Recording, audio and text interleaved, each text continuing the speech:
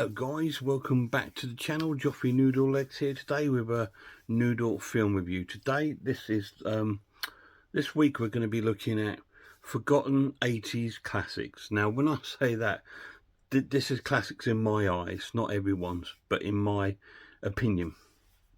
And tonight we're looking at an absolute gem, and it's called North Sea Hijacked. This stars Roger Moore, Anthony Hopkins and James Mason, with a cast of other well-known sort of faces throughout the film. And the film is pretty much what it says. It is about a hijack at the North Sea. Roger Moore, he's in the SAS, and he's like a trainer for SAS soldiers and stuff like that. So we sort of see him at the beginning sort of build up, and then we sort of cut to Norway, where we got like this this freight sort of boat that's going to be transporting parts to some oil rigs out in the North Sea, and they're supposedly be having some reporters on board the on board this boat, and the reporters are sort of led by Anthony Perkins. But these are not reporters, these are terrorists. So as soon as they get out to sea, they take over the boat and hold the boat up. And then they go out to the first, there's two rigs, Ruth and Jennifer. They get to the one that's called Ruth, and they plant some bombs underwater on the base of this oil rig. And then they make their way over to the second oil rig, Jennifer, further into the North Sea, and they place bombs on the base of there. And then he makes that call to the oil rigs, saying that they place bombs on there, and that they want 25 million pounds, or they're going to blow up these two rigs, and they've got 24 hours to do it in. So, of course, that means we need our hero, Roger Moore, and his SAS troops to come over.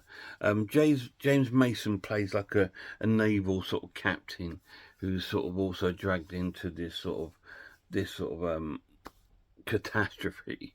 Anyway, so they helicopter over towards the oil rig and put on there, and the clock is ticking. The clock is ticking even, and that's how the film sort of works. And you get the ship crew that are trying to take out these terrorists.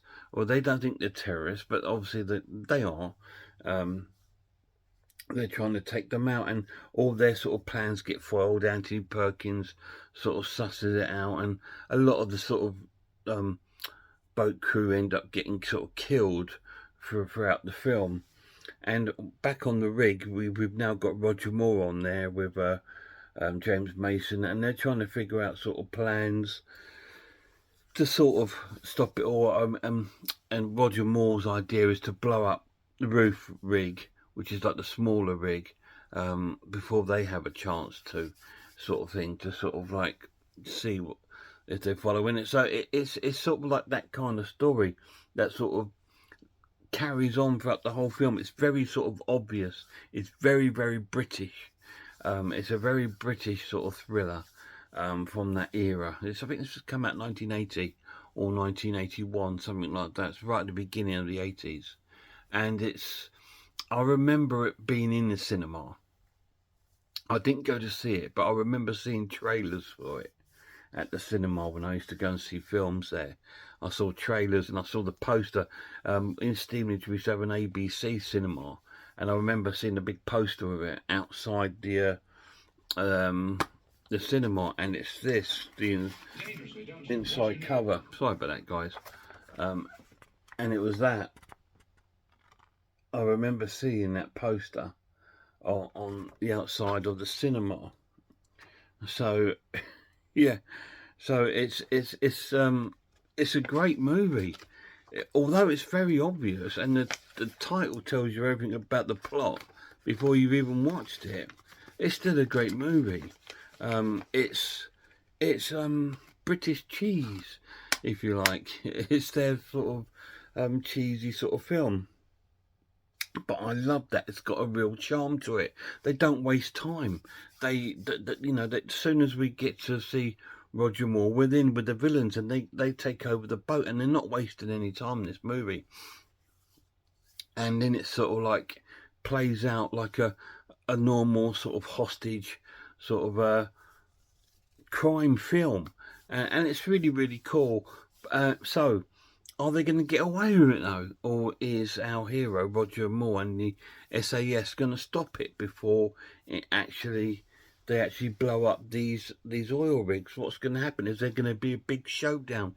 You need to watch it and find out, because it is available on 88 Films, and I believe it's quite a good price at the moment. It's about £8. What do I think of North Sea Hijack? I love it. It's fantastic. It's absolute forgotten about sort of classic movie in my eyes. It's a classic British sort of movie. I remember the posters, and I remember when it came out on VHS rental and for video choices.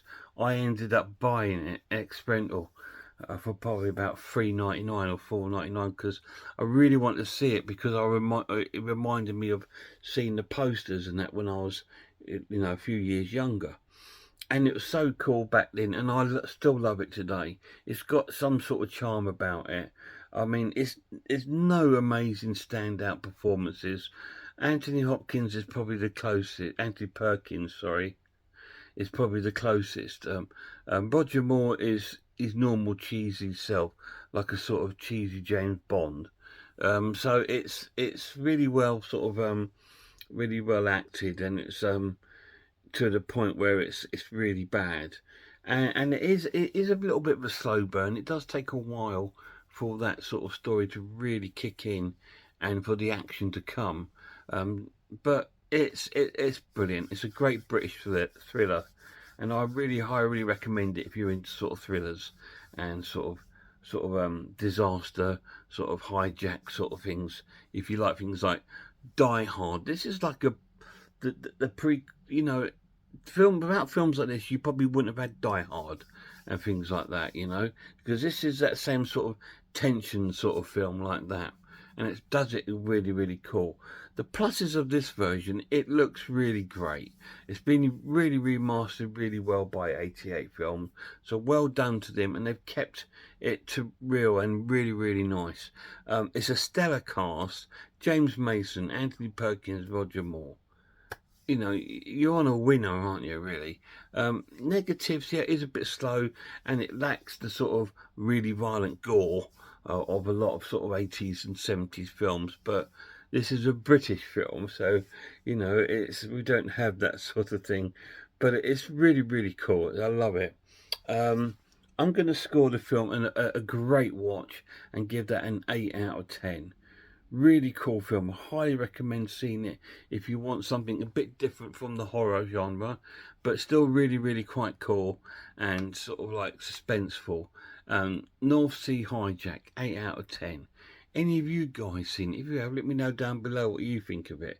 It's such a cool little film, and I just love films like that are a little bit forgotten, you know, just forgotten about, because they weren't a big budget buster film. You know, it was just a small sort of budget film with a good story, and it just sort of like forgettable. You probably went to the cinema to see it, thought, oh, that was fun, that was pretty cool, or you bought it when it came out on VHS, or you rented it out, which most people probably would have rented it and thought, yeah, that was an okay sort of movie to watch in the evening with some family and your popcorn or whatever, you know. And that's what it is, and that's all the film is. It doesn't try to be anything else, and that's why I love it. You don't need to be something else you don't have to be the greatest big film to be amazing. You know, so like I always say to you, people go into movies with all this expectation. Oh, they've got to be like this, it's got to be like that, oh, I want it, or oh, I didn't enjoy this because it didn't look, the picture wasn't great, or oh, I just didn't, you know, the character. Oh, mate, you know, it's just a film. It's someone's piece of work that they felt passionate about to make. So appreciate that and go in with no expectations, and you probably come out enjoying it a lot more. And this is a cool movie. North Sea Hijack, 8 out of 10. So that's the first movie of forgotten 80s classics. So the next one we're going to look at, I think this might be an 80s sort of cop movie. Wait and see. See you soon, guys.